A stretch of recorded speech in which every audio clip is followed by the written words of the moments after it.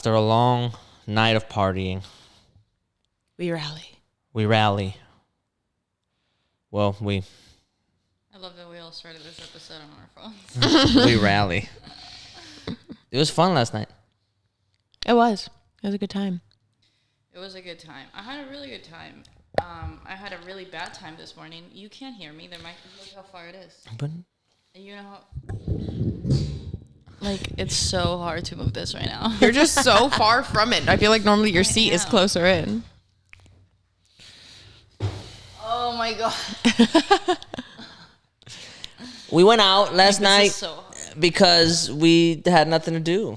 And Bree's brother's here from visiting. Mr. Craig. Shout out to Craig. And Chicago Craig. Chi-Town Craig, that's what we're going to call him? Chi-Town Craig. Southside Chicago Craig. Craig. Chi-Town Craig. Craigslist. Craigslist. Southside a Craigslist. So, That's yeah, solid. you know. He had it. So we did our usual fun. We were in downtown having a great time. Houston never let us down, ever. I just want to take this moment to say that I do miss the pastry war. And every time we talk So about much. us going out, I'm going to bring it up. And I'm going to be annoying about it. And I am, actually, most of the time. Every time I try to go out with somebody, they're like, where should we go? I'm like, I don't know. I just want to go to pastry war, but it's already closed. You don't know about it because it's closed. So, you know. I'm just with miss you. it. I miss it more than anything, actually, in terms of... That's real dramatic. Yes, I miss it. I miss it. It was such a wonderful time to be there. It felt homey. I just don't, I feel like it was, for me, I was like, it's the perfect place. Like, there is a bar, so I can sit at the bar and, like, talk to, you know, the bartender or people or whatever, and be, like, in the middle of it. Or I can sit at one of the tables, and they're really cute and they're really comfortable. Or I can stand, you know, and there's, like, a pool table. And the music was always good. The music was phenomenal. Like, that was the first and only place where I've heard them play, like, Manu Chao, Yeah. like, King Chango. I was like, I literally would text my mom like immediately, because like that's obviously how I would like listen to all that shit, because my parents listen to it, and I would text her and be like, they're playing this, and she would be like, where are you, like what is this place? It was it was the best. It really was the best. Y'all need to their bring queso was so back. fucking good. Queso was good. And They their had tamales margaritas all were the time. phenomenal. They had tamales year round. I know. I never had the weird. tamales. As a Mexican, that's really weird because like tamales are a seasonal thing. Yeah. And to have tamales year round, I'm like, whose grandma I is never back there? had their tamales, They're okay. and I should have. But Their still, queso was really good. queso was good. Yeah, man. I was was like, man, fucking whose soft. grandma y'all got working year round for these tamales? Because, I don't know, not the owners, because the owners are Nah. not Mexican. but y'all need to bring that back because that shit was wild. It just, I Amazing. feel like it makes no sense that it, like I feel like should just reopen it. Yeah. What are you waiting for? When are you gonna tell me you don't have the money? Come on. Has there Get been along. a have they bought it or anything? Is anything else going No, out I there? think the owner It's said just the empty? owner. I don't know. I don't think he said it at the like last day or whatever. But the owner said he had an idea, or like he wanted to start do another tequila bar, but like not there.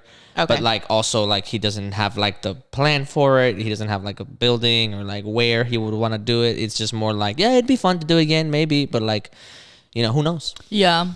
So there is another tequila bar, but it's in the Heights now. I feel like the thing also of pastry war is that I had gotten used to just like having like a place to go to that I was Yeah. like, I'm there whether it's the weekend or it's the weekday. You know what I mean? Like I can be there on a Sunday night. I know the bartenders. Like it was like it had already become like the spot that now I'm like, I don't like any other place. It's just I'm going to a bar. You know what I mean? Not like my bar. Yeah. You know? And No, I like feel it that. wasn't, you know what, is that it a little bit had a vibe of like being a dive bar, except it wasn't at all. But it had that same vibe of like this almost feels like a secret. It Well, wasn't. there was a secret It- bar in there. Well, yeah, I know. I never went up there. We tried every fucking time, and then we would be like, "Oh, we'll do it next time," and then they closed. Yeah, It wasn't and Tongue at Cut Sparrow all. was amazing up there. It wasn't at all. Like, it wasn't obviously a secret. Like, if you went on it's on Main Street. Yeah. If you went on a Saturday, it's packed. But there was something about it that made it feel like if I talked to somebody and I was like, I love the pastry war, they would just be like, what is that? And I'll be like, you're kidding. What was the one that we went to right before quarantine? The one upstairs? Yeah. That's bad. Bad news? Bad news. Yeah, That's I liked that one for the fact that it was That like a one little is bit fun hidden too, and yeah. like That's like Captain Foxtrot. super chill. Something bad news bar or whatever. Yeah, I like that one. That was cool. I But just it's not the wasn't. same. See, it's not I the never really same. got into pastry wars because for two reasons. One, I didn't go there as often. Anytime me and you would go out, we would always go to Carousel. So Yeah. Carousel felt more like a home bar. The only thing with Carousel is on the weekends, it really does get It is packed. insane. Yeah. And then it gets to a point that's Carousel- like you have to like sit on like the uncomfortable areas that it's like, okay, Yeah. I guess I'm going to sit here, but it's not necessarily a seat like by the Yeah. fireplace. Carousel felt like an at-home bar because of the people. Because you know Pastry everyone Wars there. felt like an at-home bar because of the bar. Yeah. See, Because I think and I like- only went Because once. even on like weekends, like we would go and it would be packed and we would end up sitting at the bar anyway. And just like I Yeah. don't know how to explain it. I don't know what the fuck it was about it. It was It like, just yeah, on the worked. weekends you'd get like the downtown, the party people, the party vibes or whatever, but like it was the atmosphere. I think it was the fact that there was so much like Latin stuff around. Yeah, and then that's and true. then something about just being in downtown. You get like this secondhand like atmosphere of like city life Yeah. and concrete and like all this shit, you know? So it felt like you walked out and like the hot dog stands were there and like so Yeah. like it just the whole vibe of it felt like, oh, like this is where I live. Like this is I'm from Yeah, here. I You know what I mean? agree. Where like there's another tequila bar that popped up and apparently people say it's decent and I think it's in the Heights.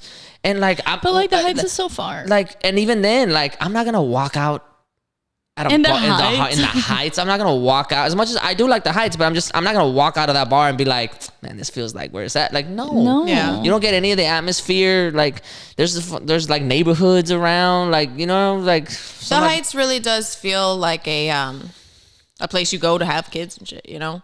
Yeah, Like 100%. you know, when you want to like settle down and all. And then like so it feels very like just people that have children that are going out for a drink at night. But I And also not- feel like not that's why like now that you say that, I feel like it was perfect because it was a bar that wasn't a Main Street bar, but it was on Main Street. right. Yeah. You know what I Yeah. mean? And that's I fucking love that about it because realistically, when we wanted to go anywhere else, we could just walk there. If we really wanted to like get the fucking party Yeah. going, like we had that option. But I would walk out of there and be like, holy shit, like I'm on Main Street, and like you Yeah. said, like it's an atmosphere and like there's people everywhere. You hear the music from the other clubs and stuff like that.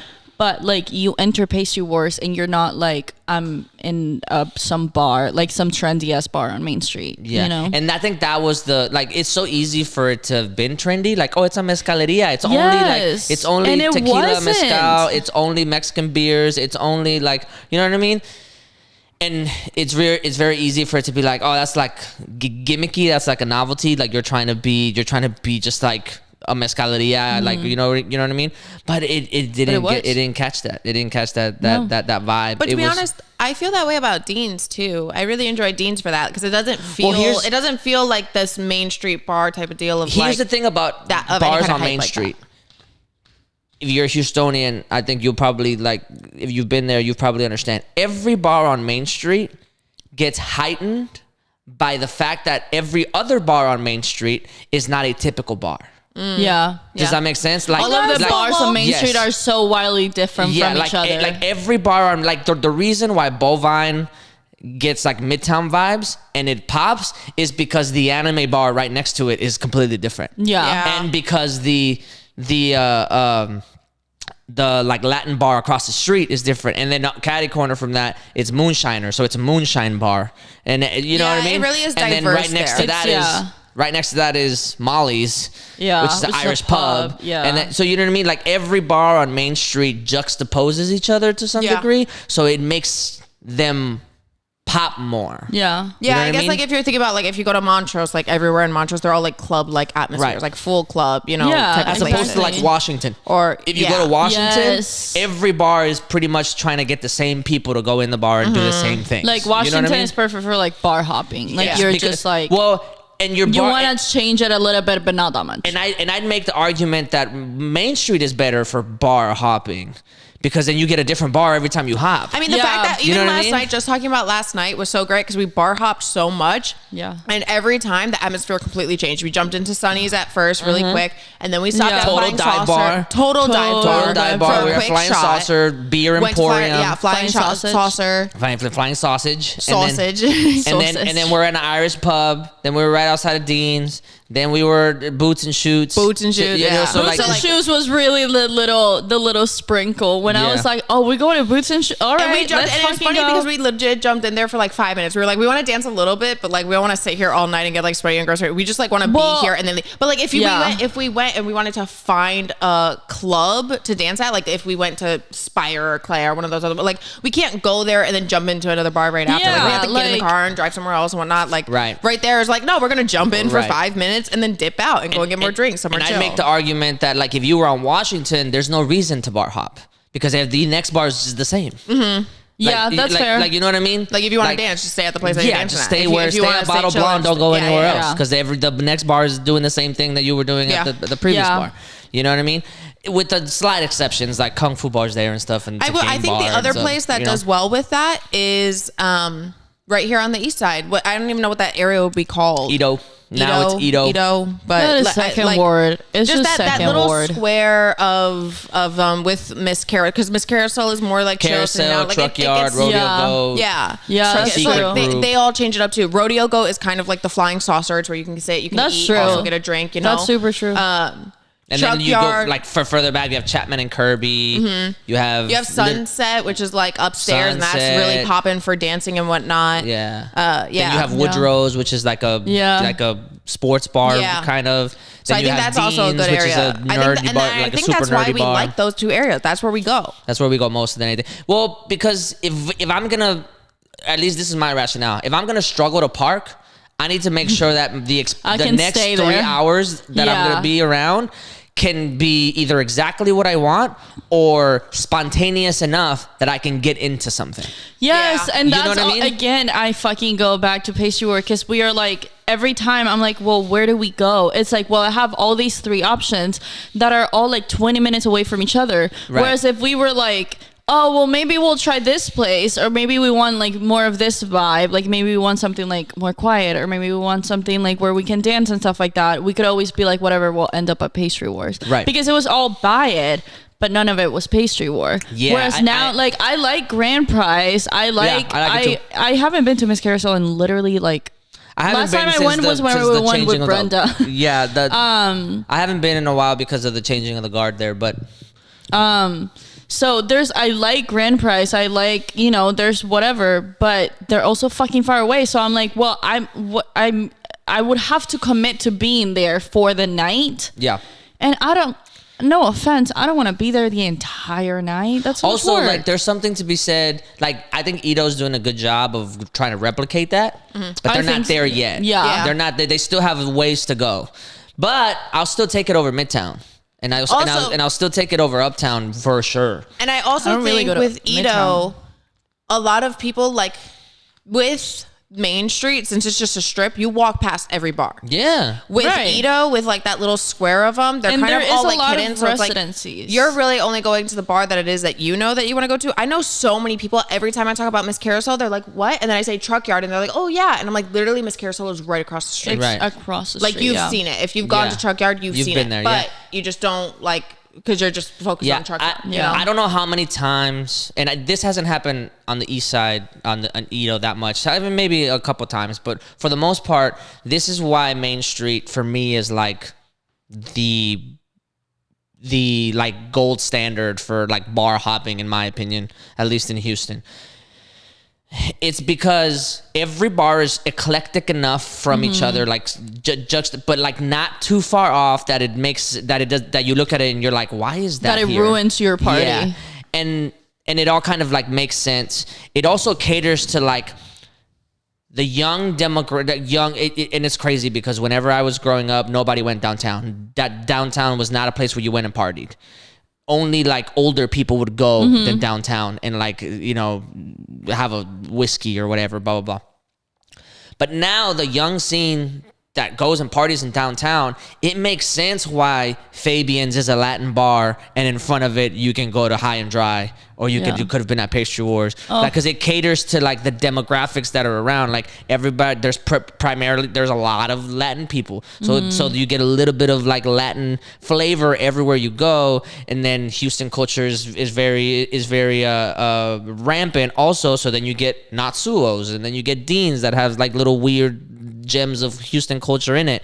There's a lot of Asian community in Houston, so you get like the anime bar. I know. And you know what I mean? So there's all these little like odes to the city, and to the point that I was making earlier, I don't know how many times I was like, I don't know what to do tonight, but I'm not worried because I can start off at Pastry Wars and just chill, and like I feel at home here. And if I'm just like, you know what, I'm gonna go smoke a cigarette, and then if I go outside and if the vibe is right outside, or if there's the right people, or the right like people, shit is popping or whatever, I can just be like, all right, I'll go over there.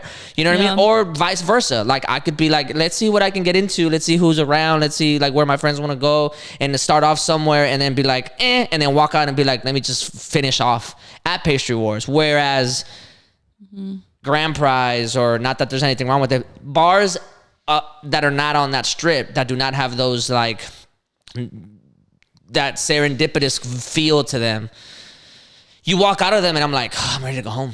Yeah. Like you know what I mean? You walk out and you're like, all right, so I guess I'm kind of about to wrapping up. Too much work. Right? Because what am I gonna like if I'm 3 drinks in? What I'm gonna drive to like? Whereas like even if you were tired, like even if you were tired at Pastry Wars or at Dean's or whatever, you walk out and you're like, dude, but it's right my here. car is next to me. But that's what I mean. Right Like my car is further. You know, so, and just one friend being like, no, let's do like just one drink at this bar. Okay. It's like fuck it. Like and then the vibe is so different that you're just like, all right, fine. Like it's whatever. I think one of the things that could have helped Ito with that like diversity, that I'm really so upset that they closed it. What was it? 86. 86, yes. 86, 86 yeah, was that because it was like a 82 arcade bar. Or 82, I think it was 82. It was like an arcade the one that we bar went to. That it was so I did cool not because like they had that like it was like arcade bar on one side, but then they had.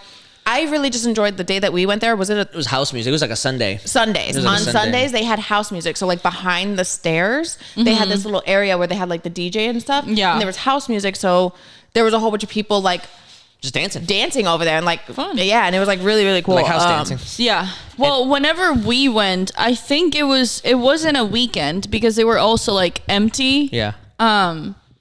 But you were telling us that like the owner is from LA, and like you could tell because everything was like your typical like minimalist, like clean cuts, like everything was black and everything was blocked and have you all ever this gone shit. And Brenda and I were like, I don't like this. I want to go to Pastry War. Yeah. Have you ever These gone seats are to hard. Cidercade?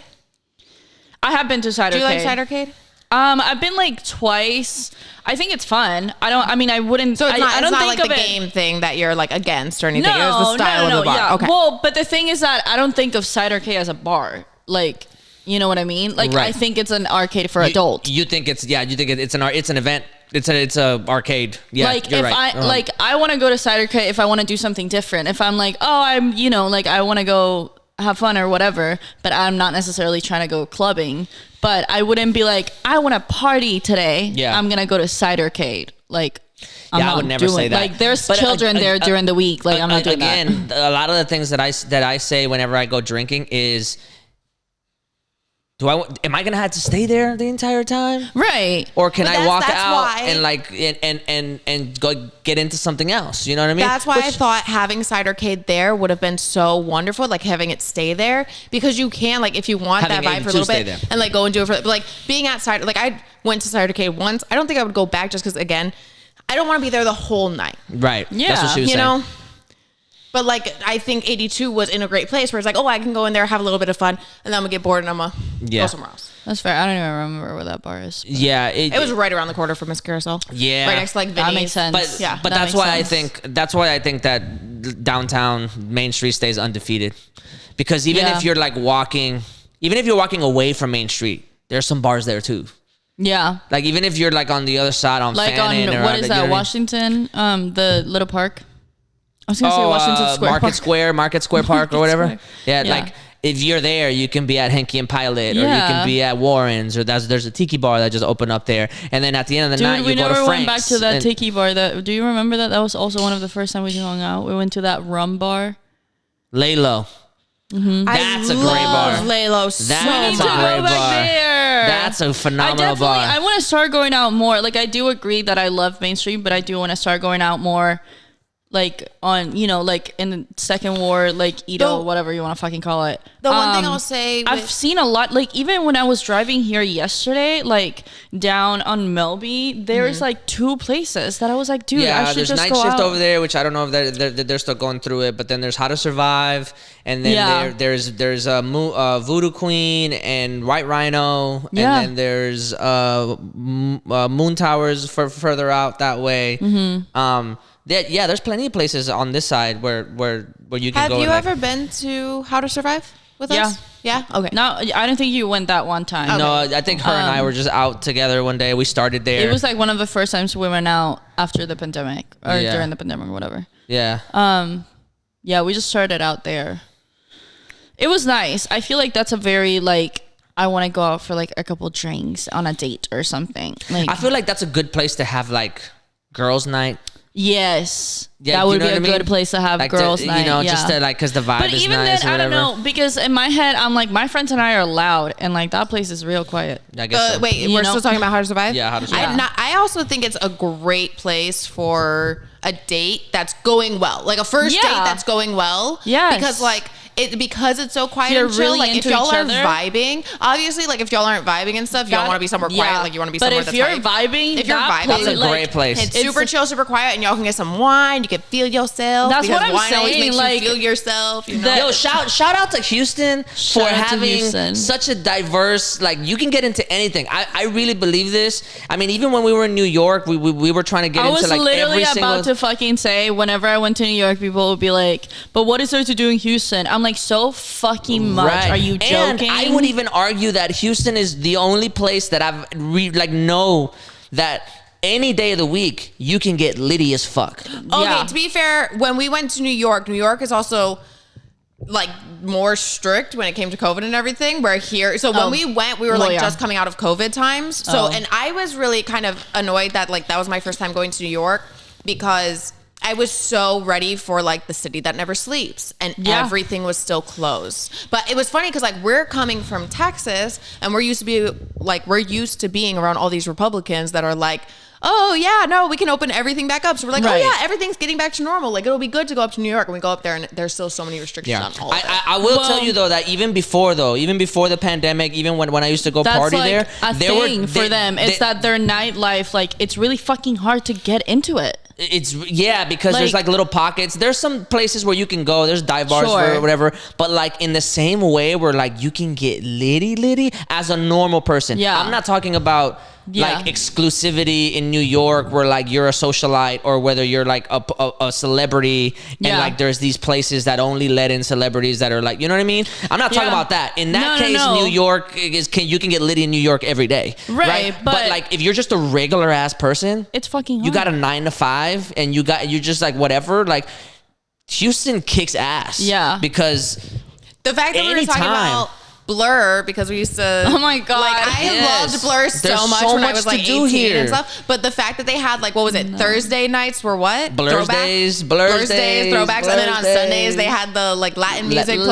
Latin time. Oh night, my bitch. goodness. yeah, like the Blur was like It the was so- and first it would place that I pack. started to go out in Houston. Like I Yeah. still lived in Yeah. Katy whenever I started going to Blur, and that was like my treat for the fucking week. Yo. You know what I mean? Like I was still underage. I don't even know how the fuck I I- got drinks whenever I went. I don't. Oh, I mean, because it's that place was so packed shoulder to fucking shoulder was that like anybody, if you go disgusting. and buy a drink, they're not going to be able to see who you're No getting fucking to. way. Shout out It to was Houston, man. disgusting. Like that place is filthy because Oh, yeah. we And- would be there until the end, like until they Yeah. were closed and they would turn on the lights and you would look around and you would be like, you should have kept the lights What off. I loved, we would go after we would perform. So we would have performances on the weekend, and like it would be like Friday, and we would finish a performance, and we would be like tired, but we're like, we're gonna fucking rally and go out and like go to Blur, and we would get there like as soon as they open, basically. And of course, it was like dead when they first opened, but we loved it because we would dance and like have the whole floor and be like fucking it up and doing like stupid ass dance moves and stuff. And then it would get to the point that it was fully packed, and we were just there like vibing at that point, hella drunk, like.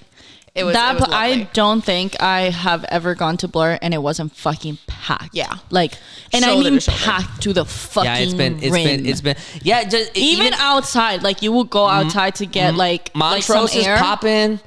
Bitch, Montrose like is Montrose popping. pops off. Yeah, man, yeah, like, and I sincerely believe that nobody does brunch the way Houston does brunch. No way. Like y'all no cannot. fucking way. Even now, I just got out like, from y'all work and cannot I was fuck with driving us on here, brunch. and I was driving. I work in Montrose, and I was driving all the way like through like to get here, and like everybody was still at brunch, and I was like, man. Nobody living my fucks it dream. up like we do Those when it comes to guys, they were brunch. out in, I think it was in Dallas. The video came out of like these girls. They were out at brunch, like drinking and stuff. And one of the girls, like they were putting on like a fucking twerking song that's like. So this girl stands up and she starts like dancing to it and twerking, and like the waiter comes over and he's like, "Ma'am, this is not that kind of place," and like You're stops kidding. her and stuff. And Houston was like, "Come here, baby, come down here." We roasted. Have you gone down Dallas. Alameda on a Sunday, bitch? Like, Yeah, we roasted Dallas could so never. hard. Yeah. I And, have to double check that was Dallas that happened. The Twitter sphere. No, it was Dallas because the Twitter sphere started like Houston versus Dallas again, and the Twitter sphere was all like Houston would never tell you that. Never. Are you kidding? And they were like, we will accept you. We open arms, honey. We are what's that immigration term? We're a safe haven city or whatever. oh fuck, what is it? I don't know.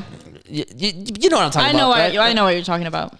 Immigrants unite. So like Houston Houston would never. Y'all can't brunch like we do. No way. We could get litty as a normal ass person. You can get lit every day of the fucking week in one or two parts of the city. This man, Houston really fucks it up, and I like the feel of Austin, but I still think that Houston kills it. I used to go to 6th Street on Austin when I was younger, and that was like my first experience of like bar hopping. But every bar in Austin, excuse me, especially on 6th Street, is essentially a version of itself. I've gone to Austin a couple times. I've never been to 6th Street. It's nice. It's I would recommend it. I don't know why I've never been to 6th Street. I feel like I've like the couple of times that I went before the last time I went, like they weren't like great. Like I just didn't have a great fucking like time. Right. And then like the other times I was doing something. Like one time it was for like a family thing. The other time we went to like ACL, and so we were like wiped out by the end of it. So I've never gone out in Austin. But I remember when I first moved here, and everybody would wear those like "Keep Austin Weird" shirts, and like it was like a thing. Like everybody fucking loved Austin. Like everybody wanted to move there. I like Austin. It was so hyped up that I was like, oh my god, like I want to go to Austin. You know what I mean? Like Austin felt like the New York of Texas, like in the way that people were portraying it to me, or that's how I perceived it. And then I went, and I was like, okay. And then I was like, maybe that was just a bad experience. But every time I've gone after that, I'm like, I'm sorry, but I don't get the hype. Like, I don't get the hype. I don't think Austin is all that. I like it a lot. Do not. Yeah. But I don't think like over Houston, no fucking way. I like Houston more. No fucking way. I feel like Houston is just the kind of city where if you get accepted by the city, that's a weird term, but like if you feel like you belong here, then all of a sudden you start to like really understand the like the thing about Houston is you have to commit yourself to being in the city and to being a part of the city. You know what I mean? And because I used to, like, again, when I lived in Katy, I was like, I hate Houston. Like, I don't fucking get it. Like, I don't want to be here. And the more that it, like, once I moved into, like, inside the loop, and once I started actually, like, living in Houston and, like, being a part of, like, my community and, like, seeing, like, shows here and, like, really, like, going out of my way to be like, this is why I want to make my life. then it was like, man, Houston is fucking sick. Yeah, there's we everything to do here. Like pop off. The theater scene, the art scene, the music scene, the clubbing scene, like everything, the food, like you can't fucking compete with it. When it comes to Austin and 6th Street, I never looked at it like a New York. Because they closed down 6th Street, right? And it's like it's infamous for that. What I thought Austin was trying to be was like bourbon. In New Orleans, and I was like, y'all could never, you know what I mean? So I compared it. I compared it as a like Austin has 6th Street, and they're trying to replicate kind of like a bourbon street in New Orleans. But you cannot. You cannot compare bourbon and NOLA. I want to go back to New Orleans so fucking bad. It's like one of those things where like New Orleans is just so drenched in history that you're there and you just feel like, holy fucking crap. Like this is... I have a very like set view of each of the cities, like the main cities in Texas. Yeah. And it really makes sense as to why I ended up in Houston. I feel like Dallas is it's the more like Republican city, and it's more the business city. And it's like, it's either like high heavy business, like Wall Street stockbrokers kind of shit, or it's like West Texas pansexual cowboys. Yeah. And then I didn't know that. Yeah. And then Austin feels very like it's very artsy. Austin is San Francisco. It's very. I think Austin is very like the hipster wannabe. Yes, it's that's very why I'm hipster. saying Austin is San Francisco. Yeah. San Francisco is actually cool. Yeah, San Francisco is great. I think Austin tries to be San Francisco. Too. I think Austin's cool too, but I think it's very like. Because I like shit that, like the hipster vibe with stuff sometimes, but then it starts to get to a point, it also feels a little pretentious. But the thing about Austin is that, like it was always portrayed that way, and then I went and I was like, this is not a hipster. What are you talking about? Everybody here works in tech. And that's why I say it's more like San Francisco. Like you know what I mean? It's like these millionaires that like showed up and they work in tech and they work in like they're engineers and stuff like that. There's nothing quirky about it. Like Austin has, and I've heard people talk about how like Austin, like it did used to have like that quirk and that like, oh, Austin is so weird and like there's so much originality and stuff like that, but that hasn't been the case in years, like in decades. Well, it's still even because I've gone and I've performed there a few times now, and like the place that I perform at, like all of the people that show up to these clubs and stuff, it's like the woke crowd that like they love to go out and like I swear like compared to hella Houston, liberal though, for sure. Even compared to like the clubs that are here that I've performed at that are also like they have the same vibe of like they're like the Instagram worthy clubs and all. They're still out there. They're more like everybody there is rolling. I swear there are so many people on all different types of drugs, but all of these people are also the people that work in the tech and stuff. So they're like the woke crowd that want to be out doing drugs and partying, and then like in their tech job during the week. San Antonio feels like a little miniature Austin that's trying to do its best to be Austin, but isn't Austin. Nah, I fuck with San Antonio heavy. Really? I've been only once, but I liked it because it felt, to me, it didn't feel like, it felt like the opposite. It felt like you are just you, and whatever that means, you're okay with that. You know what I mean? Like San Antonio is just not worried about being like the next big, like it's just, it exists and it does what it needs to do, and it's its own thing, and that's fine. Here's how I classify San Antonio. You know how like people in the Northeast that like are gonna retire, they go to Florida? And that's like famous. I think of San Antonio in this of like, oh, if you're a Texan that wants to stay a Texan but want to have like a more retired life, San Antonio is the place for you. I disagree. Like I can see that. I'm not saying it's not popping. I'm not saying you can't do your fun shit. Like, I've gone to San Antonio. Like San Antonio is fun, but it doesn't have like the crazy city vibes. Downtown is a little smaller.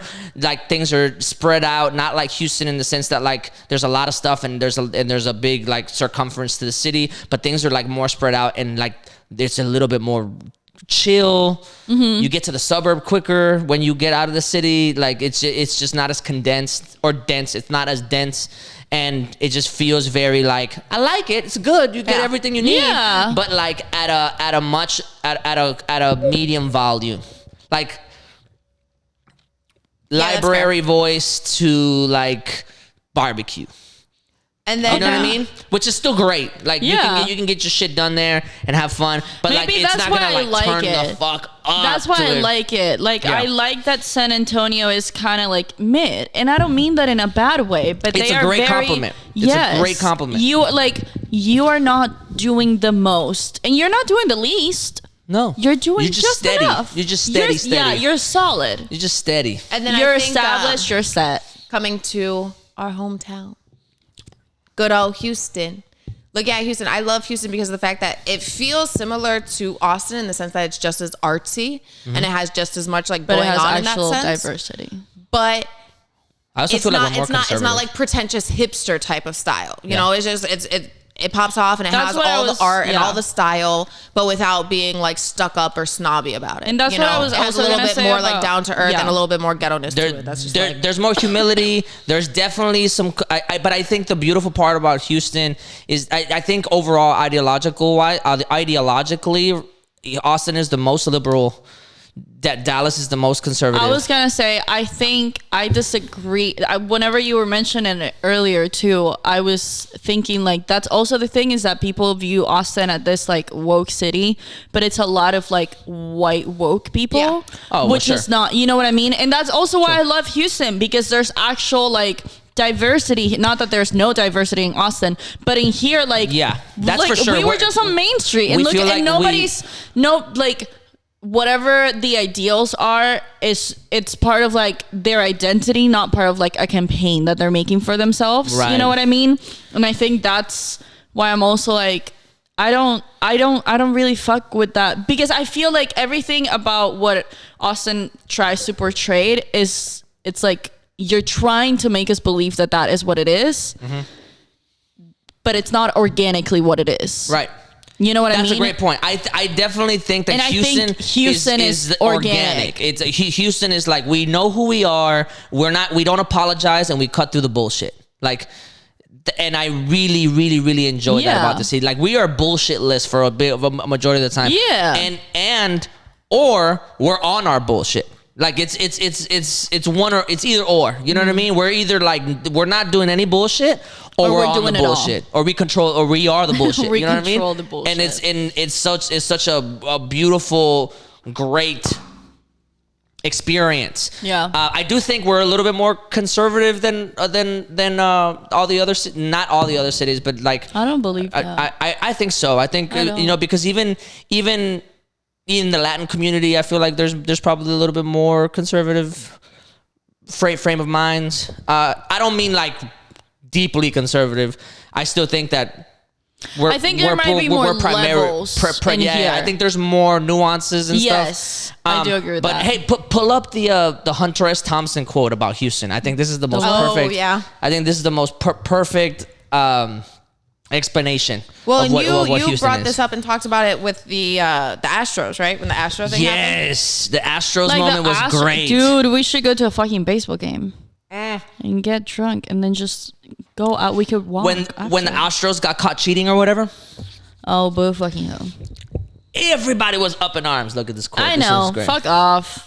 Y'all stay mad. Houston is a cruel, crazy town on a filthy river in East Texas with no zoning laws and a culture of sex, money, and violence. It's a shabby, sprawling metropolis ruled by brazen women, crooked cops, and super rich pansexual cowboys. There's more.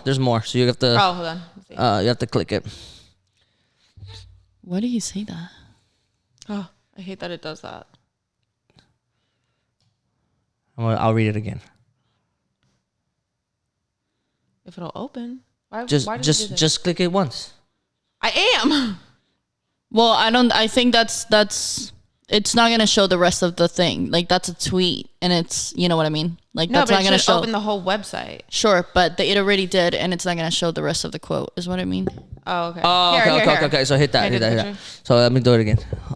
But why is it why is it pulling Who up? live another by the code of the West, which can mean just about anything you need it to mean in a pinch. I have seen that. Yeah. Crooked cops and super rich pansexual cowboys who live by the code of the West. Yeah, word. It's beautiful. I think that's like perfect. Super rich pansexual cowboys who live by the code of the West. Code of the West. Is Hunter S. Thompson? Which can mean just about anything you need it to mean in a pinch. We are so fucking resourceful and morally ambiguous. It's not even fucking funny. From our education system, who is all that? the way. He's a writer. He's a writer that wrote. He coined this term called gonzo journalism, where like he immerses himself in the cultures that he's trying to write about. So like he did like one of his most famous things was he worked with he did an article on the Hells Angels, the biker gang. I don't know what that is. So in order to like write about them, he spent a long time just like hanging out with them. Word. He spent a long time just like writing with them, talking to them, gaining their trust so that they felt like he was a genuine person. And then he would write about them very like bluntly and quite beautifully as he got to know like the leaders and stuff like that. So like whereas like somebody might write about them in passing, like this is who they are, this is what I see, like he would really like learn what it was like to be with them and then write about them in not necessarily in a flattering light, but like in just like an honest way. Yeah. So his books and his manuscripts got turned into a movie, a couple movies actually. Where the Buffalo May Roam, I think is one of them. Bill Murray starred as him. Fear and Loathing in Las Vegas, Johnny Depp was him. The Rum Diary, Johnny Depp was him. And he was wild. He was crazy, like chaotic, like. Oh, can we look up? Like, wasn't it him that had the? He had the crazy schedule. The schedule. Let's see. Let's see if I can find that. Crazy ass schedule. Yo, it's wild. I mean, he was doing cocaine nonstop, like. Daily routine. Yeah, daily routine. That's crazy. Let me see. Put it. What the fuck? You got to see this. Why does it do this? How do I fix that? Here, let me see. Why is it doing that? I absolutely. Oh, now I got it. Okay. 3 p.m. Rise. 3:05. 3 p.m. work. Yeah. 3 p.m. 3:05. Shiva's Regal with the morning papers, a Dunhill cigarette. So Shiva's is a whiskey. 3:45 cocaine. 3:50 another glass of Shiva's Dunhill. 4 what does that say? 4:05. First cup of coffee, another Dunhill. 4:15 cocaine. 4:16 orange juice, another Dunhill. 4:30 cocaine. 4:54 cocaine. 5:05 cocaine. 5:11 coffee and more Dunhills. 5:30 more ice in the Chivas. 5:45 cocaine. 6 p.m. grass to take the edge off. 7:05 Woody Creek Tavern for lunch. Heineken, 2 margaritas, 2 cheeseburgers, 2 orders of fries, a plate of tomatoes, coleslaw, taco salad, a double order of onion rings, carrot cake, ice cream, bean fritter, more Dunhills, another Heineken, cocaine, and for the ride home a snow cone, which is a glass of shredded ice, which is poured 3 or 4 jiggers of Chivas. 9 p.m. cocaine. 10 p.m. drops acid. 11 p.m. chartreuse and cocaine. 11:30 cocaine. Midnight Hunter is ready to write.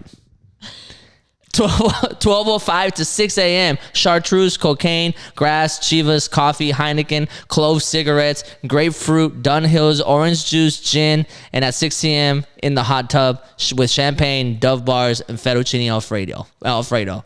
At 8 a.m. Halcyon, and at 8:20 sleep. Wait, I'm sad because this one doesn't say. There was one that said like it was like 6 p.m. after already saying cocaine multiple times on it. It was like 6 p.m. Start doing cocaine seriously. Yeah, start doing cocaine seriously. I think it was right here where he was doing a lot of cocaine. Yeah. Like 5:45. There was one that was like start doing cocaine. Like start doing cocaine seriously. He was wild. He was a crazy ass dude. What did he die of? He killed himself. He shot himself in the head. Well, I was gonna say it had to have been an overdose, but that also makes sense. He died in 2005. Like brilliant writer. I mean, he was how did he do? He said like if he actually followed that schedule every day. You're telling me he did an overdose? On this thing, he was that doing one cocaine of his every 15 minutes. One of his quotes is, "I hate to advocate drugs, alcohol, and violence or insanity to anyone, but they've always worked for me." I mean, apparently, hey, he was I a wonderful that. writer. I do get that. I do get that. I get that 100%. But yeah, he was wild. So That's so they did a couple movies about him, and he has the best Houston quote that I can think of. Beautiful. Because like when the Astro scandal happened, when I heard about what happened, I'm not a big baseball person. I could give a fuck. But when it happened, everybody was in two camps. Either oh, everybody does it, or blah blah blah, this and that, or like nah, you're tripping, like we won fair and square, or whatever. To me, the most Houston shit about it was that not only did they do it, which is already like all right, but they committed to it in like a brazen way with the whole like trash cans hitting each other or whatever. You could hear it in videos where they're like clearly it's fucking loud and just like all right, like they're going for it. And then on top of that, the team itself was so good that they didn't need to do it. It's such a Houston thing to be like, no, I'm that good, but I'm gonna do it anyway because I fucking can, and y'all can suck it. Like, you know what I mean? Yeah. The thing that was not Houston about it was everybody was like, everybody does it. Like, not they should have been like, and what? And what about it? You ain't taking these rings though. Like, yeah. Like, all right, cool. Like that would have been more. Yeah. Sorry. Oh, my bad. Get it together. You know what I mean? Y'all are a little late. Yeah, like my bad. Like y'all are on that. It's 2019. Y'all ain't got better shit to do. This happened in 2017. That's crazy. We on another level already. We done upgraded. Like that is crazy. That was, to me, that was like, that's so Houston, and people didn't recognize it, and I was just like, yo, that's wild. And then I had hella jokes after that about it all, because I thought it was great that they got caught. But then I would get in arguments with people because they're like, yo, you don't understand. And I'm just like, come on, bro. Like, I have never gotten into an argument with someone because every time I'm just like, I think I posted, I either tweeted about it or I posted something that day that was like, yo, can we turn Minute Maid back into Enron Field because of the cheating? And I thought that was a brilliant ass joke, and nobody liked it. And I was like, well, you have to explain it. You have to explain it because there's more to it. Well, because Enron was a company based here in Houston that, again, some Houston ass shit, would control energy grids in California and stuff. So they pretty much either inflated or like lied about like insurance. Lied about like energy spikes and shit, like, or things, and they overcharged, and they pretty much stole like hundreds of millions of dollars. What? Minute Maid used to be called Enron Field, and there was a big old E there. It's like Enron Field, and they were like crowned as like Forbes' like new company to watch. Like they were on track to be like these next heavy hitters in finance and like the world of business and shit like that. They were like innovators and like all this crazy shit.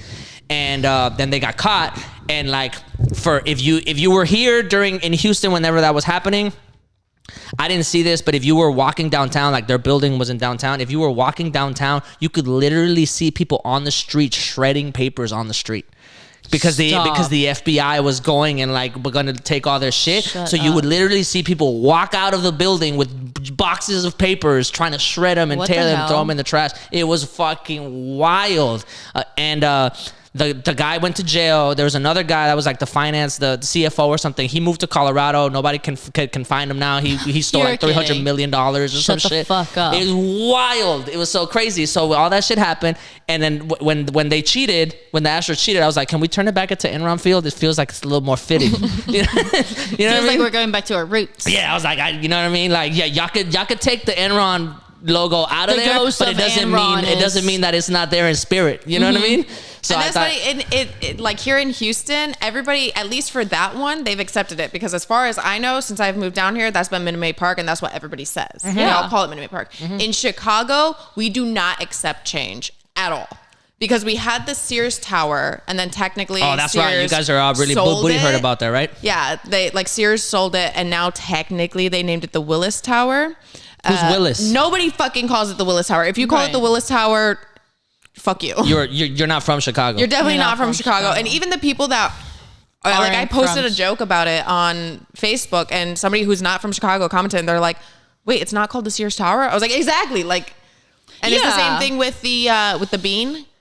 The bean. The bean in Chicago. Like everybody knows it as the the bean. Technically, it's called the Cloud Gate. The what? The what? Cloud Gate. What does that mean? Who the fuck knows? What does that mean? I don't know. Bean. I know, but it's called bean. Cloud Gate. Oh well. That's why nobody accepts that shit. Like people are gonna name it. Y'all can give anything by the bean. anything you want. Which, like, number one, what the fuck was Drake? Who the fuck are you meeting at the bean at 2:30? For real. Nobody's meeting you at the fucking bean at 2:30 in the morning. For what? And also, what are we doing there? He's trying to save another hoe. Yeah, Captain Save a Hoe. From the bean? Hey. Y'all couldn't meet up anywhere else? Like, that's what I mean. It's like, what do you... There's no Olive Garden around? Like, you can't meet at the Olive Garden? Not open at 2:30. At least there's some food somewhere you like, can't... why you can't, the bean? There's no, like, McDonald's open late? Like, what's going on? Man, but, yeah. Shout out to Houston, because we fuck with you heavy. We fuck with you heavy. That's pretty much this whole segment. Sorry, guys.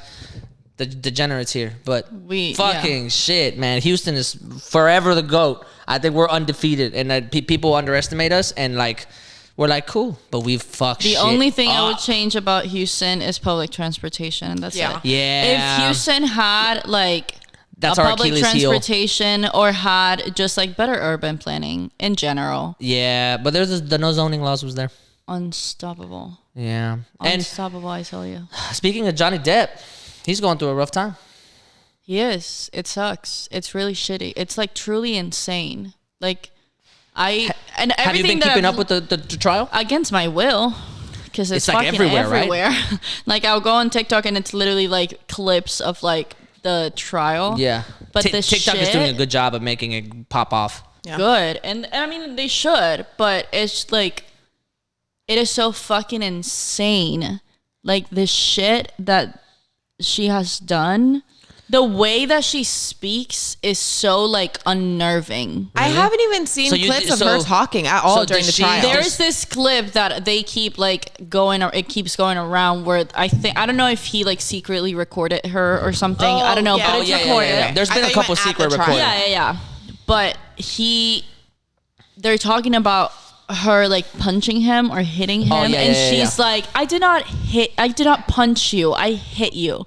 Which, number one, like, you're admitting to it. Number two, like the way that she tries to mental gymnastics her way out of there, like the way that she would try to like manipulate it, but also like she's not denying what she did, but she doesn't think that it's like wrong, like genuinely like she's like, oh whatever, like you're 6 feet tall, like I'm 5, however, like I did not fucking hurt you, like she's going through all of these things where like there's little, like, you truly in your heart of hearts believe that you didn't do anything wrong, and that is like unnerving. Like the fact that somebody can do shit like that and could truly be that, not like disassociated, with be like cruel. What do you think? Genuinely cruel. Do you think that's because of like her privilege, or like her pretty privilege, or because she's never? I mean, I feel like that. I don't feel like or this do you think that she's just like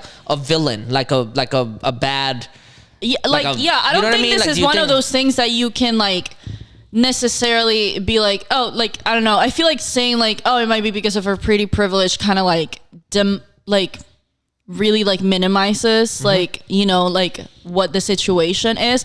I think her being like a white woman and always kind of like having the opportunity to put yourself in like a position of the victim, it definitely helps, you know, that idea that like, oh, but I am so indefenseless and I'm so like harmless and all this shit, I could never do that to somebody kind of thing, you know, like I could, like, it's not within me. Right. I think that 100% helped her for years, you know, to get away with a lot of that shit, and it helps a lot, you know what I mean? Like that's obviously a thing. I definitely think that that's real. Some women do think that way. Even it just sounds really bad because they caught her. He caught her saying it. Yeah, which is like, don't ever say it. Like she literally is like, go ahead, Johnny. Like go ahead and tell them and see who they're gonna cite. Like that level of self-awareness is so terrifying. I wouldn't even say it's self-awareness. I just think it's like... But it is, because she understands what she's doing. She understands the effects of it. She understands what the consequences will be. But she feels so fucking in control that she's like, I'm going to do it anyway because I fucking can. Yeah, it's very... Because it's you very go on and try to stop me. It's very emotionless. And I think that's what people... That's the chilling part about it. Is that it says it... That she says it with like no... sense of remorse or sense of like, you know what I mean? And like very psychopathic, that kind of like, or sociopathic. So I guess I don't know if she's, you know, like, you know what I mean? Like, that's why I mean, like, it's self-aware because she knows exactly what she's doing. Like, she has this idea of like what she's doing, how it plays out in the world, like the society that she lives in, how she's gonna be viewed, how she's perceived, how he's perceived, and she is like, I have everything in my favor. Like, yeah, and she said everything she was right. in my favor. She was right for a while. So do you stand with the with her being the like architect of his demise? Is that where you stand? Like, are you like against her in that sense? Like, do you think she's the one that did something wrong here? Yeah. Mm-hmm. Like, I don't know if I would say, like, I would call it, like, she's the architect of his demise. I haven't been following the case, like, as deeply as I might have with other, like, pop culture or, like, other celebrity, like, moments and shit like that. But 100, like, she's an abuser. You know what I mean? Like, she's an abuser. Like, there's like, and not just physically. It is just so like, insane to me that there's like a debate over it. Like, I didn't think that there was, and I don't think that it's a huge one, to be fair. Like, I think the majority of people are like, Amber Heard is a fucking monster, because she is.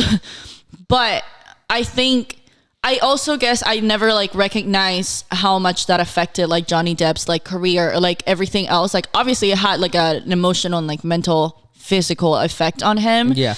For the duration of like the abuse. But it did have a financial effect on him also. But I never like even realized that, because in my head, like, Johnny Depp is Johnny Depp. You know what I mean? Right. Like, he's like untouchable to me. And and to be fair, a part of that is also like my own, I mean, I don't know if I would call it bias, but that idea that I'm like, well, even if it was the other, like, we've seen the other way around where the man is the abuser and they are not, like, they don't get consequences in Hollywood. Like, you know what I mean? Like, they don't get shit taken away from them. Like, their careers are not over. So I mean, so I'm there's like, been some people that their careers have been over. I mean, like, as of lately, yes, but also like how many? You know what I mean? Like, in terms of like, right. Like, and also retrospectively speaking, like, men have gotten away with that shit for way too long. What we're talking about is people like, Harvey Weinstein and stuff like that. But those are cases that were like the abuse, the length and the scope were so drastic that like, I mean, if that doesn't fucking do anything, then nothing will. Right, like, there's like half of fucking Hollywood has some kind of allegations about abuse or sexual harassment or whatever. Yeah. And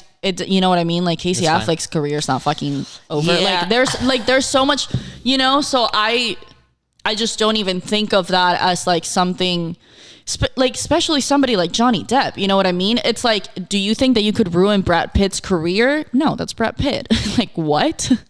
You know what I mean? He's such a staple. He's such a like a iconic. He's so iconic. Yeah, you know? He's like. So I feel like in that sense, also this happened like so long ago that I didn't realize for how long it had been happening. You know, and how long it got like dragged on for. Because I remember like hearing about that like years ago, but I thought, oh, it'll just pass. Or no, whatever. Not even that. But I thought like, oh damn, like Johnny Depp, you know, is a victim of abuse, and again, like I thought that.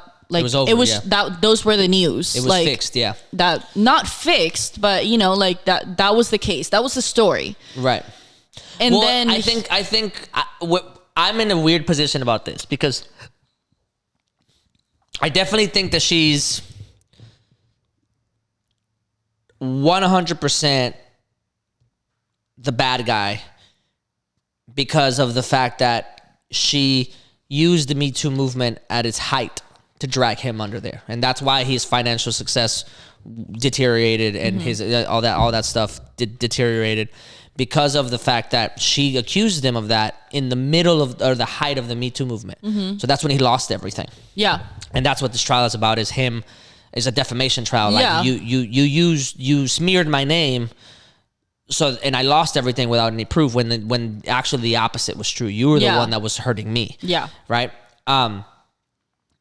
So the timeline there specifically is a little weird, but I find this to be a fascinating trial. Like just a fascinating thing from many levels. Like from many reasons. From a cultural perspective, from a society perspective, from a man's perspective, from a woman's perspective. Like it's just a very, very, very, very, very fascinating thing to be watching. And like in a way, I'm a little bit transfixed by it, because I'm like, holy crap, like. In a way, it is a toxic relationship on display. Yeah. Right? Because I'm not convinced that, like, I know that people are Team Depp or Team Heard or whatever. I stand with Johnny Depp, justice for Johnny. All of those things are trending all the time. I get it, right? Because of the optics of it all or whatever. But I don't think that he wasn't contributing to the toxicity of that relationship. Yeah, sure. Especially because of the fact that he has been very open about substance abuse and his addictions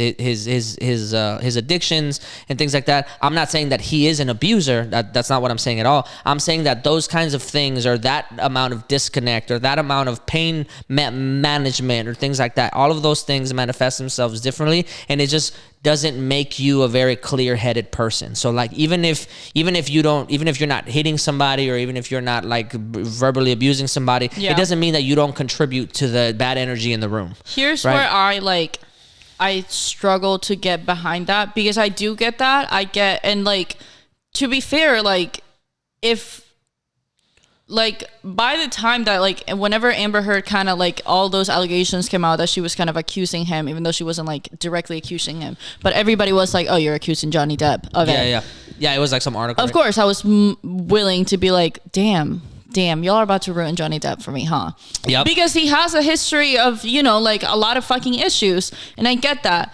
But I feel I have reservations about kind of bringing that up, not because I don't think that that's true, that it was a toxic relationship and that he contributed to it, but then because it almost feels like we are requesting him to be like a perfect victim. And like it takes away the responsibility from the actual perpetrator. You know what I mean? Like all those things can be true. Like all those things can be true, but to bring them into the conversation, I feel like diminishes like the like the main point. And so I'm like, I mean, yeah, like that's true, but I don't like, okay, no, like it doesn't change. I still think she's a piece of shit for it. The only thing that I'm saying is retrospectively, I think it's a fascinating tale, because here you have like, I'm not necessarily saying in terms of the trial. I'm saying like in terms of a man, if you are in a way, I'm going to use this term and I don't think I'm going to be using it. I don't think this is the right word to describe what I'm asking for. But if you're a person and you feel broken and you feel like you need you're coping with something, and you have if you just happen to have the perfect cocktail of things in your life happening to where you are making hundreds of millions of dollars and you can enable yourself to cope however you want, that might be a recipe for some consequences that you may not be aware are happening in those moments. You know what I mean? Like I sympathize for his pain. I sympathize for the fact that like I look at him and I feel like, man, you've really gone through some shit.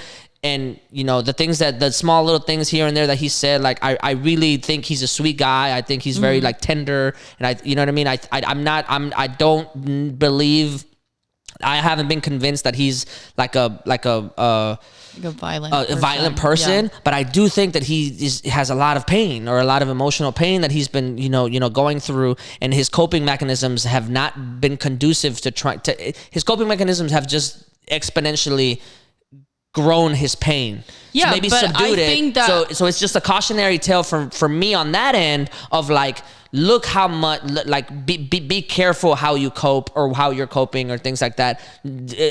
Amber Heard and trial aside, just like you know. Yeah, you know what I mean? So on that end, I'm like, through that perspective, I'm like, wow, that's a really cautionary tale. But then on another perspective, I'm like, holy shit. Like, this woman really thinks, she really thought, like you said, it's kind of like horrifying, like that she could just get away with things because she's that hot. Or but because she's that, or she's that. I feel like there's so many aspects to it. And that's why it's fascinating. I am so transfixed by this whole trial because from different angles, I'm like, holy crap. Like, this is like the perfect concoction of like drama, cautionary tales, relationship, horrors, and just overall celebrity, what it means to be a celebrity, cancel culture, because he essentially was potentially canceled, and he's in his moment of reckoning or redemption or whatever like that, right? And then also just overall, like, people have been jumping to his defense. People have been, at first people jumped to her defense, and then all of a sudden switch sides completely. And it goes back to the thing, like, my biggest thing when it comes to crimes and relationships, when it comes to allegations and relationships, especially when they're that public, I refuse to pick a side until it's over. Because one or two things is going to happen when it's over. Either they got it wrong, and I get to complain about how, this justice system is way the fucked up. That's so wrong. Like, I side with this, right? When it's over. Or they get it right, and it's like, thankfully they got it right because what this person did is blah, blah, blah, blah, blah. And then we can have a cultural conversation about it. But how would you know if they get it wrong or they get it right if you like, because when you say I pick a side, I don't think people are picking a side in the sense that are like, I like this person better, so I'm going to support them. I think people, especially now, because we get so much information and we are so privy to a lot of shit, I think people pick a side because they have enough information that they're like, well, I mean, and that's also for me a cautionary tale. I don't think you should pick a side no matter how much information you have so far, because new information comes up. At first, everybody thought Johnny Depp was a monster, and then new information came up. And then everybody was like, justice for Johnny, this has been going on, but then new information comes up. Just last week, right? It was last week, some text messages surfaced that he, on the stand, said that they were from him, where he was all like, let's skin that bitch alive. Like, and she needs, like, there was some really like really graphic things, graphic and violent text messages. That makes me think of, there was one time, one of John Mulaney's, this is gonna be a little bit of a lighter note, but John Mulaney, one of his specials, he's like, he makes a joke and he's like, I hope that I never have to say that on court. And he's like, y'all ever had a joke like written on like in court? It never goes the way that it is. And he's talking about like, well, he's also talking about like, this one time, like, there was a party, some of his friends got in like legal issues for some college party, and then the trial dragged on for a really long time, and his friend is like, hey, by the way, like, you might have to come to trial and like testify and like all this shit, and on or you should be worried. And he's like, why should I be worried? Like, number one, this isn't a case about me. Yeah. And his friend was like, well, because they were going through emails because they had like improv class together. And he was like, they were going through emails, and one of the emails that the friend sent was, oh, I'm gonna be late to improv class because I have to do something with my neighbor about the trial. And the neighbor was the one that ended up suing him. And John Mulaney responded in the email saying, that really sucks. Hey, do you want me to kill that guy for you? And then they ended up like they were going to use that like in court. Yeah. But I feel like that's like what I mean with like new information is that when that comes out, people are like, Johnny Depp is not going to kill Amber Heard. You know what I mean? But it just doesn't look good still.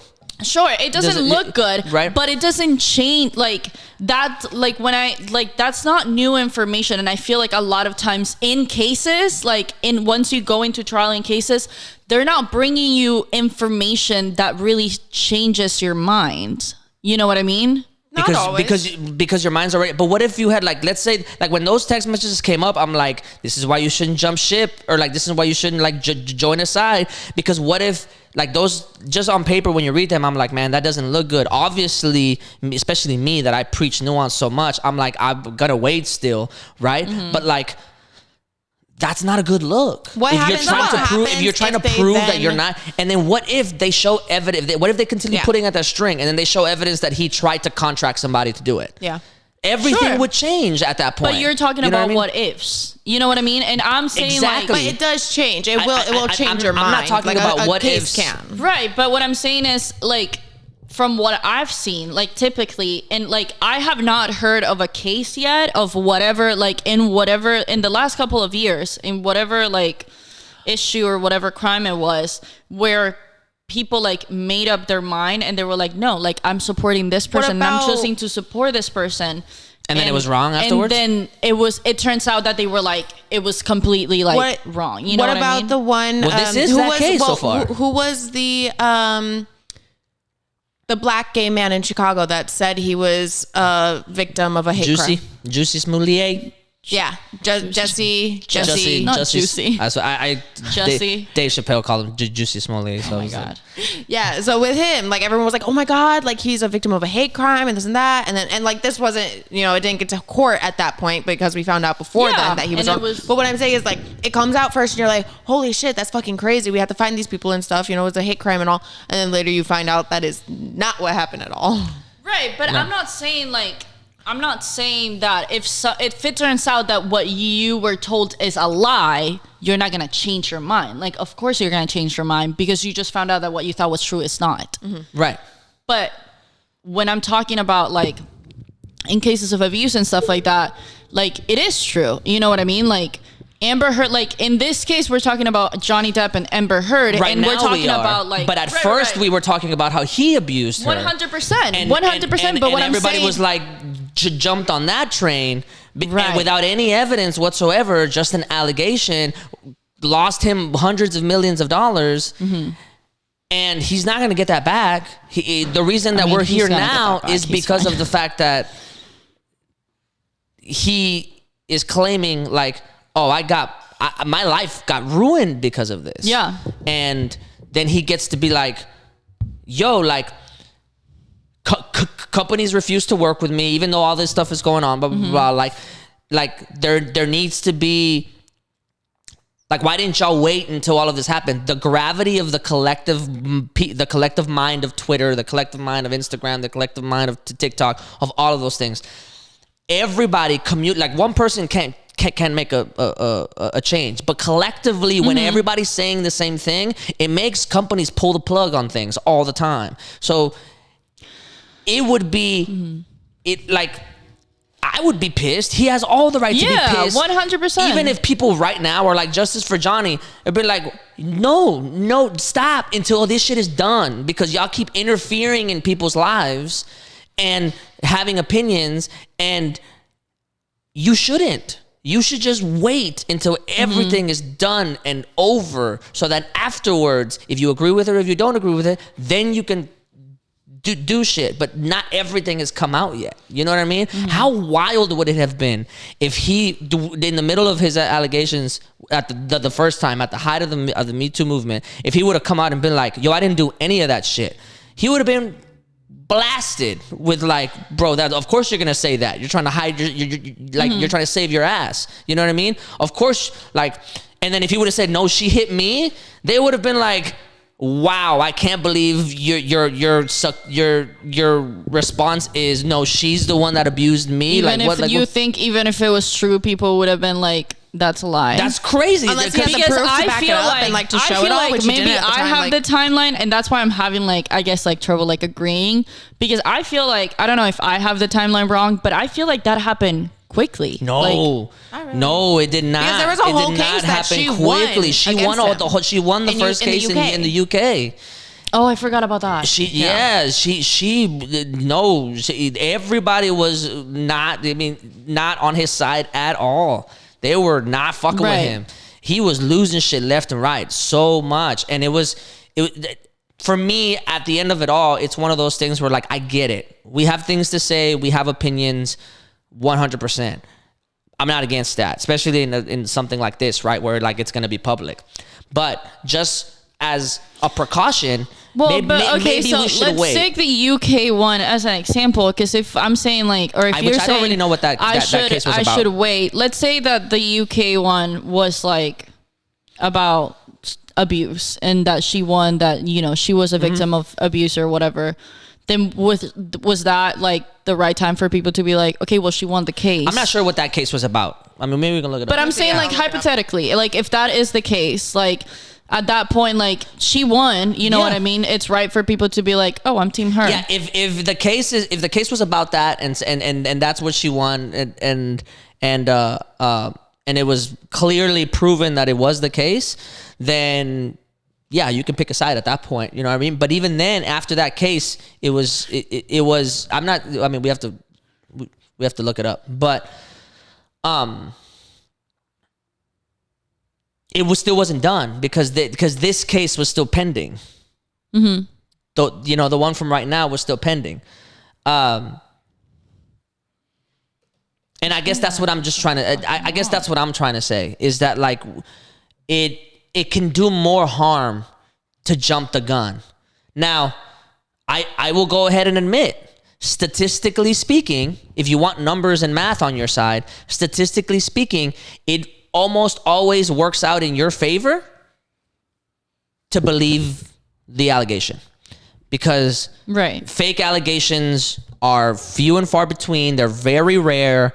There's, you don't want to end up getting on the victim blaming game. Like, you know what I mean? Mm-hmm. Like, statistically speaking, it would be a safe bet for you to believe the person accusing, as opposed to she didn't. So she lost the first. He sued her, I think, or did she sue him? I don't understand. I'm not sure. No, yeah, Depp sued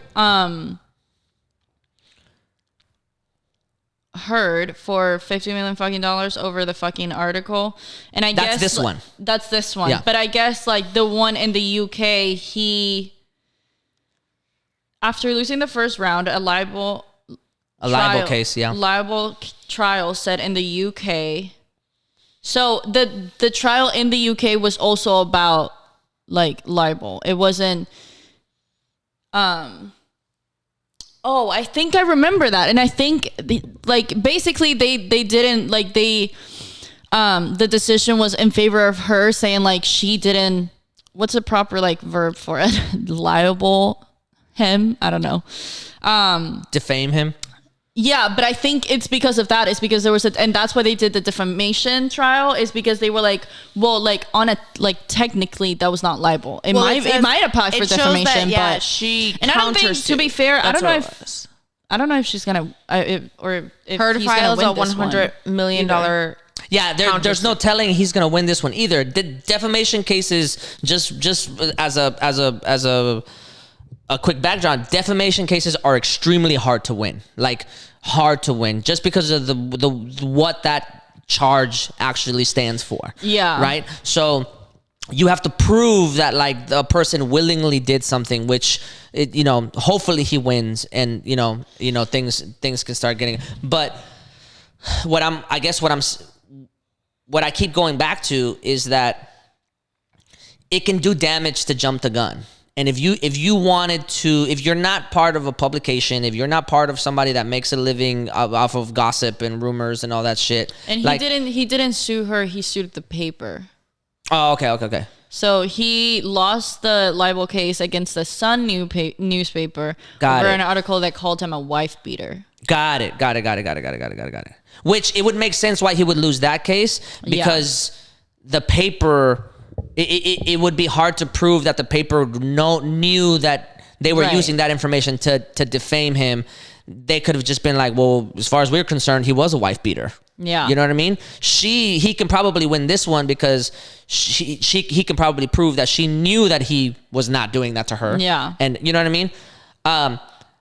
But I think what people were saying, because I've also there's also like lawyers on TikTok a lot, and they talk about it and they discuss like after every day of the trial, they'll kind of have their their opinions, their insight, and like also kind of given like an idea of how the system works and all that. And they were saying like she never alluded to him being the person true. that she was talking about. It's true. And Except she never mentioned him. She like there's no way that they can actually prove that she was talking about him and wanted people to know that she was talking about him. And that's why they were like, I don't see him winning this case, which sucks. That's fucked up. Right. But I think they just proved that somebody just proved this week that she admitted to somebody that it was him. That it was him that she was talking about in the article or whatever. I don't know. The only thing that I'm saying is that I am always just very, very cautious of jumping the gun and accusing people of things that I don't know all the details about. And I oftentimes refuse to make my voice be part of the herd. No pun there, but like be part of the herd mentality, especially online, about a specific opinion when it could very easily just turn the other way. And I'm big enough to say, hey, I was wrong about this. I've changed my mind. And if I put it out, like if I do it here, if I say something and then it changes, I'm more than willing to come in and be like, hey, I was wrong about that. Update, like this is an update or whatever. But a lot of people don't do that. I agree. And I feel the same way. Like, I feel like if I, like, even with this case, like whenever it was like, damn, he was being abused like that, that is insane. That is how but I don't mind like being like, I was wrong about that. And like, I'm sorry that I like took that side or that I didn't, whatever. But I would rather be wrong about like believing someone than about not believing someone. You know what I mean? Like, I would rather be wrong and have like sided with somebody that said that they were being like abused and that they were being like, just that they were experiencing like all this shit, and then turns out that they didn't, or that wasn't the person. I would rather be wrong about that than be wrong about like, oh, well, they said that, but I don't know about that. And then have to be like, oh, actually, I do believe you now. Like, you know what I mean? I don't feel bad about that. I would feel bad if, like, I understand it if I feel bad about both. I would feel bad about both, but I'm saying I would rather take the risk of like believing somebody and then being wrong about that than taking the stance of like, I don't know if you're telling the truth and I don't know if you're lying about your abuse.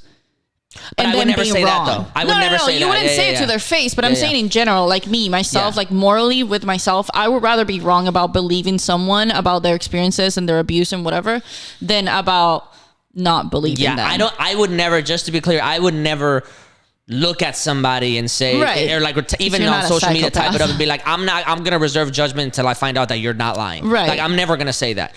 I just wouldn't say anything. Yeah. That's what I would do. I just would keep my mouth shut until things were a lot more definitive. Yeah. That's where I would stand for that, especially when it comes to things like abuse, these these like very heinous allegations that could be catastrophic and emotionally damaging, and all those things. I'd rather just keep my voice out of it until things are a lot more definitive, because if I join the crowd and it ends up being right, then it doesn't do anything for me. Mm-hmm. Like being right ahead of time before the definitive facts come out don't enhance it in any way. But being wrong about it might have already laid a lot of damage in its tracks. Mm-hmm. You know what I mean? Yeah. So I kind of feel the way that you feel about believing. I feel that about that. You know what I mean about the facts. Like I would rather reserve and just not say anything, and feel not good or bad, but feel confident in the fact that like, okay, this is more definitive. This is what we're going to talk about. This is where I stand on this specific issue. I'd rather that happen, even if it takes years, even if it's you know what I mean, especially if people in the public eye, rather than join the mob. Maybe be right statistically most of the time, but then have that one time where I am wrong, and despite the fact that I'm willing to say, hey, like, my bad, I was wrong about this. Yeah. My one tweet's not gonna bring back all that damage that was caused by the fucking herd. You know what I mean? That I would feel really bad about.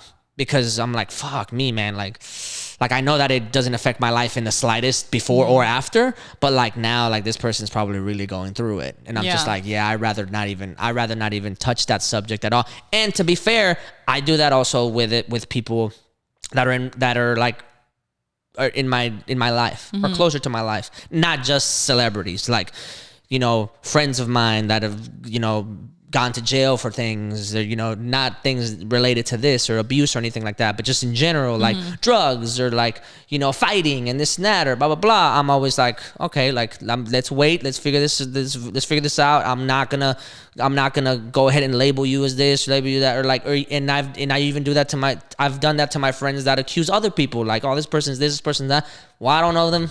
I'm gonna chill a little bit. I think you're just a little hot-headed and you're heated right now, and like maybe you're right, but let's just like get out of this situation right now. Like I do that. I feel like I'm pretty consistent across the board with all of those things, and I kind of wish that everybody else was like that too, because this kind of goes back to the conversation we had, you know, whenever we had it, about cancel culture and like how damaging it can be, and how if there is no redemption culture, it can be very, very, very painful to some people and very indifferent to everybody else. Like, oh, okay, fine, whatever. Like, it's not a big deal, but it is a big deal. Yeah, I think so.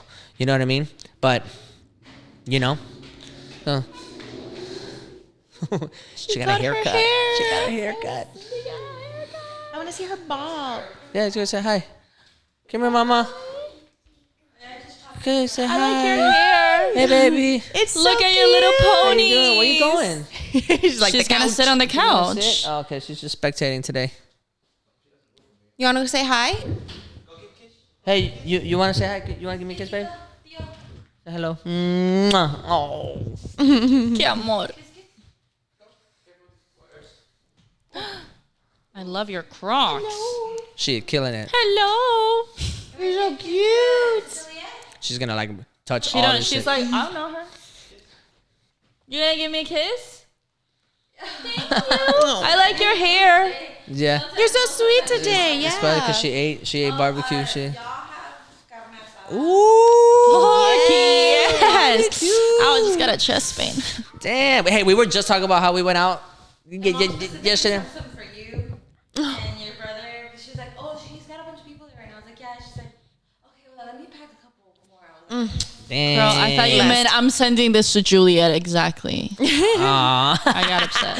Okay. We were about it. we were just talking about how we went out and how Houston is the fucking best fucking city in the world, because we went out like yesterday. We were talking about the bar scene in Houston. We didn't say best city in the world, but we said it was pretty cool.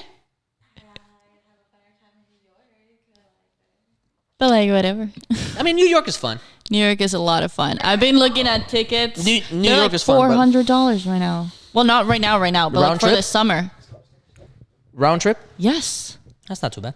Are you, every time I've gone to New York, I've paid less than $200. I'm not even Really? kidding. Shit, I'm I need not to get even on kidding. that boat. For like the plane tickets. Not Just gotta touch the color. she's very much like that. I wanted to go for your birthday. I wanted to go for your birthday. We still haven't gone to New York together. What a crime. We all haven't gone to New York together. Well, me and her have gone, but like all of us together. I was talking to mom and dad, and they're like, oh, we take care of your kid for like a whole week if y'all are all going to go to New York. I was like, When are we going? well, we going to New York. When are we going? I'll figure it out. We can go to New York at the end of the year. It'll just be a little colder. Wait, I are already we going went during the out cold. I want to go during the summer again. Fall to- in New York is fucking beautiful. for the birthday at the end of the year? Yeah, but that's like 2 days. That's like 3 days. For what? A wedding. A wedding? A wedding. A wedding for a person that we don't know. A wedding. Oh. Yeah, we might go to a wedding. I wanted to go to the beach. Yeah. It'll happen. But I do want to go. It'll happen. We're at an hour 30, about almost. That's about the most interesting thing that's been That's happening it. in Yeah. the world. Like This like is that, off but- record. Olivia wanted to know if she can buy weed from you. Do you have anything? Maybe not. No, I don't have anything. But we can That's ask fine. Diego. I'm Diego. sure he has somebody. Of all the people, he would probably be the one. Yeah. Word. Yeah, that's the most interesting thing that's been happening. It has been on fire. Like I cannot go anywhere without hearing something about Johnny Depp and Amber. Which is so crazy because like we really do just jump between all these topics so much, like just in our society. Because like the Ukraine war, that's just still happening, but nobody gives a fuck about it anymore. It's so oversaturated. Like I have never been the kind of person to be like, our phones are toxic, because I always felt like, and I still do feel like that, where I'm like, stop like responsibilizing like all these other things when you're in charge of that. If it overwhelms you, then get off your fucking phone. Yeah, but if you don't like it, if it makes you feel bad, then step away from it. That's one thing though with that, like with phones and stuff, and it's especially social media, TikTok, Facebook, Instagram, the way that they're specifically built to pull you in, to keep you, like, you know, no, for so, like, sure. And, I mean, I completely agree that you have to take some responsibility there, but like I legit have to take them off of my phone and like delete the apps. Otherwise, without even thinking about it, it's just such a natural thing that I like grab my phone and go to it, and all of a sudden I'm fucking scrolling for 30 minutes instead of doing what I'm supposed to be doing. But I don't tend to have that issue. I feel like I don't think any generation before ours has like received and like consumed information to the fucking degree that we do. This is true. It is so like, when you think about it, if you really like sit down and start to like imagine what like your parents, your grandparents like were doing, they like the amount of shit that we take in and process and like internalize in a day, in an hour, it is so insane. Like that is not normal. We were not meant for that. You know what I mean? Like we were not put on this fucking earth for that. And especially like I realize that with TikTok now. And there's always been apps, right? Like there was Twitter, like whenever I still worked at the gym, like I was on Twitter all fucking day long. And there was Vine, and those were like Vine little... was great. Vine was great. Vine was the GOAT. Something about TikTok, I don't know exactly like how to pinpoint the difference. I don't know if maybe there's like the algorithm. I mean, we've talked about this in the past. Like it's so like different, like diverse, like all the shit that you can get on your For You page, like back to back to back. The amount, like... I set like a limit on my phone for my app, so that I can only like use it for a certain amount of time, so that I don't spend like 5 fucking hours on TikTok. Yeah. So I have it for 2 hours. The range of content that I consume on TikTok in 2 hours, like, is wild. It's wild. That's a lot. It's insane. Like you can go from like recipes to a movie to a like get ready with me to a song to a dance to somebody complaining about something to somebody talking about a cost to somebody talking about climate change to somebody doing something stupid to somebody like just recording like one of their stand-up shows. Like it is so and you don't retain any of it. Like any of it. Our attention span has become so like I think that's the minimal. That was like the there's like a speculation right now that like that's what has been conditioned to us now, like that they're our attention span is a lot lower, looking to make our attention span so much shorter so that it's harder for us to actually, like for instance, if you have a short attention span, you're not gonna have enough energy to be like, let's make a movement together, because you're like, it died out. So you're saying that they're like that there's like it's kind of being done on purpose, like dumb us down. I don't buy that. I just think that it's easier to get our money with a short amount of time. I think it's just about capitalism. I think that like I agree with that. If you can condense something to as the smallest possible to get you to either click it because there's money that's going to come in the clicks, or it'll take you to the product. Do you know this how and that. How much I think click it's more to buy I've gotten drawn into. I think it's more. I think it's more about you spending money. I agree. Than I'm just you saying, like that's like what some people are like. And here's the reason I push back for that, because when George Floyd happened, that was not the case. I was gonna say, as much as I think that like they're like I don't buy into that, because I feel like if anything, social media has served as such a tool. It was 2020. I mean, the pandemic helped because nobody was doing shit. So it did help. But that's not true. I feel like the Black Lives Matter movement, the Me Too movement, like all of that shit had like social media was the catalyst for those movements. Didn't it all happen during the pandemic? No, not Me Too, and not Black Lives Matter either. No. Black Lives Matter has existed for like But it became what it is. Really big because of George Floyd. I think George Floyd, like, I think that was such an Amplified it. extreme. I think that was a very extreme. But just sorry, I don't mean to cut you off because we're gonna finish that point.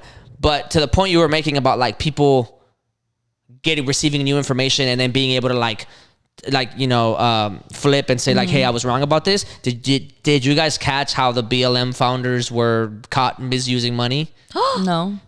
So there was apparently it's like 3 or 4 women or something like that are like in charge of the movement, and they got I think they're currently being sued, but they got caught stealing like $20 million from the movement, from like the funds or whatever, and they bought houses and shit in California. Yeah, and it says here, BLM's millions unaccounted for after leaders quietly jumped ship. This happened at the beginning of the year. It's like no one appears to have been in charge at Black Lives Matter for months. And about $6 million house was bought with their money. With the money that people like were donating to the Black Lives Matter. And then there was like a lot of allegations after that about how like the leaders of the movement did not help like the BLM on the streets, like how they weren't giving any like financial help, how they weren't like, you know, supporting like the actual grassroots on the ground like movements that were like planning marches or planning like, you know, things like that. And so they were heavily criticizing those women. And they just this was about a couple, maybe like 2 weeks or 3 weeks ago. Conservative media was like on a rampage about how BLM was always a fraud and how this and that, like, and to that point, before, you know, we'll finish it off, but to that point, both those things can be true at the same time. Yeah. Both BLM could have started with honest and noble intentions, and then the actions of 2 or 3 people can be damaging to themselves, and they can be horrible people. But the cause in and of itself can still be a noble cause. You know what I'm saying?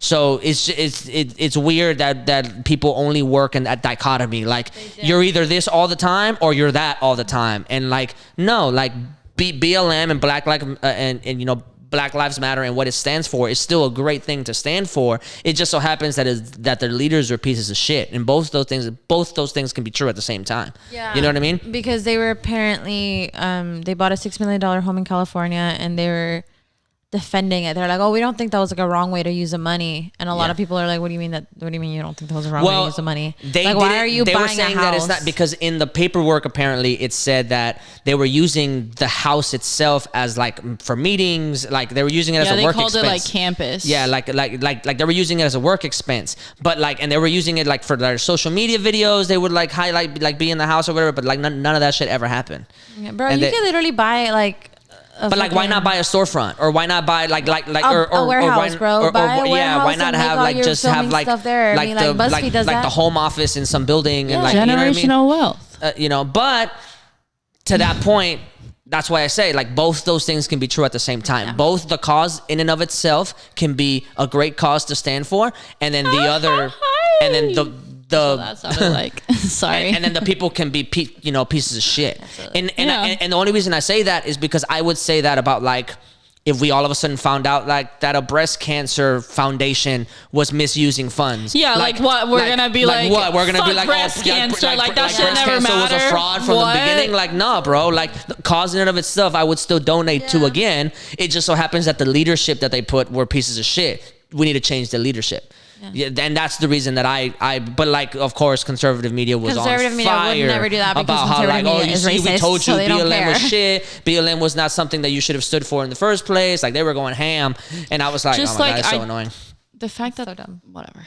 But to the previous point, I'm not buying the argument of like, we're being conditioned to only have this attention span so that like we don't revolt. Yeah, I just think it's a money thing. I think social media has worked as like a huge like tool for like our generation thinks anything. That, but I do think that the younger generation does not think the way we do. So, but I disagree, and but I feel, but also the younger, like the younger generation are children right now. You know what I mean? It's Right. like that's really hard to like apply it to them because it's like you're kids. You're like you don't know what you're doing. You know, whenever I was 16 or 15 or however old, I was obviously not. You know, like my morals, the way that I viewed the world and the way that I would approach like a lot of these like issues, like social issues, is very different than like how I would approach them at 23. I also don't think it's a bad thing. I also don't think it's a bad thing for them to not think the way that we do. Because if anything, I'd be concerned if they thought the way that we did. Yeah. You know what I mean? Because we don't think like our parents. Yeah. And they're, in a way, maybe implicitly, they're depending on us to not think the way they did so that we can fix the shit that they got wrong. You know what I mean? But Yeah. y'all fucked up the economy and shit, so like we can't fix it because y'all won't let us. But anyway, like, Thank you, so boomers. in a way, we need to do the same thing to the next generation. Like, don't think like we do, because we didn't know what Twitter. We did Twitter. We did MySpace. We did. We did in MySpace. You know what I mean? Like we changed the world. You will change it too. Who knows where you're gonna take it? For better, for worse. Right, for better, for worse. Who knows where you're gonna take it? And you're gonna make mistakes, and the generation after that will hopefully round out the edges of those sharp edges that you got. Society you know what I mean? always works. But it is scary though. But in the same way that social media scared the previous generation about like how close we would be, how easy it was, how easy access we would have to like debauchery and porn and like all this crazy shit that they were scared of. Girl, the like, fact that porn was like their biggest concern. right? Bitch. Like y'all didn't even know. That was your Right? biggest concern. But It's like OnlyFans. it's now. the same. Everybody lost their shit when porn was taken off of Tumblr, so maybe they had a porn. I For like real. low-key lost my shit when I was like, because I would be on Tumblr all the time. Deadass. I was like, And I was like, why are you that was taking the away worst the move. I have to soft go on porn? Pornhub like That a was the worst move for degenerate? Tumblr. Like I'm not doing that. Like, please, let me just see. Let me just. Embarrassing. You guys, this was like I'm my not cover. putting up my fucking private fucking Safari page. I just want to Bring fucking back watch my fucking soft Tumblr porn, bro, That's for why sure. somebody Tumblr. was like, if they take off porn off of Twitter, like that's it. Like I'm It's revolting. like the short, like the regular Musk won't do stuff that. was great. He definitely should not do that. No, so Just like, can rich people should, like- in that same way, I still bring bring porn back to Tumblr, but in the same way that like they were scared of that shit, I look at AI and I'm like, yo, this is kind of scary. Like this is motherfucking this is scary, like I don't wild, right? But I'm sure there might be some great things that come out of it that like the next generation will be very inventive and be like, yo, that shit was wild. Kill it. Like go and run with it. You will revolutionize the world.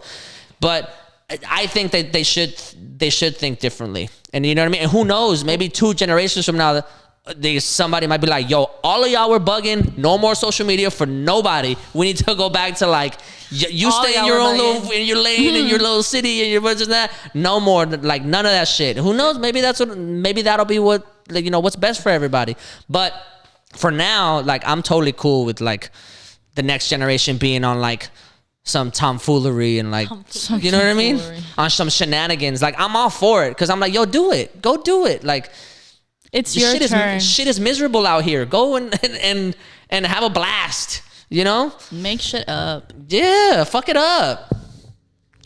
Fuck it up. Fuck it up. Fuck it up.